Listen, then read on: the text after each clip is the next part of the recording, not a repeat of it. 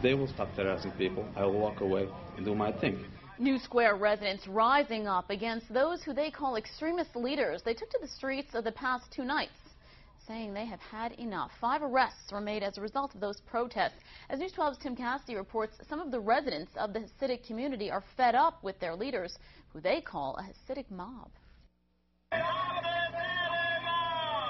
An uprising in New Square. This YouTube video shows hundreds of people gathering on the streets the past 2 nights, chanting, "Stop the terror." Last few years, the extremists on New Square tried to take control over the people. Without revealing their identities, a few agreed to speak to us about the terror they say they face every day from whom they call extremist leaders. They'll do anything to terrorize us, to interrogate us. For example, a Hasidic man in this community who is not married isn't allowed to buy a car, but one single man bought one anyway. First, they put in sugar in the tank. Then it didn't work, so then they burned the car in the middle of the day. Community leaders told another man to leave Sunday for not following their rules. That brought hundreds of people out in support of that man. Then Monday, 5 people were arrested outside this synagogue for trespassing. They believe they were targeted for going against the leaders the night before.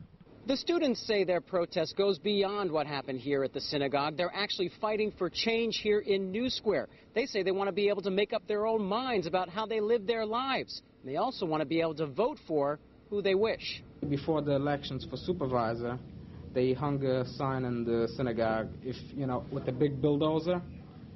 If you don't vote for St. Lawrence, the other guy's going to bulldoze New Square, They make you believe this stuff because... The people we spoke with say they still believe in their religion. They're just against those who are making it intolerable to live here. We want to be able to make our own decisions, and we want to be able to live our own lives. In New Square, Tim Cassidy, News 12.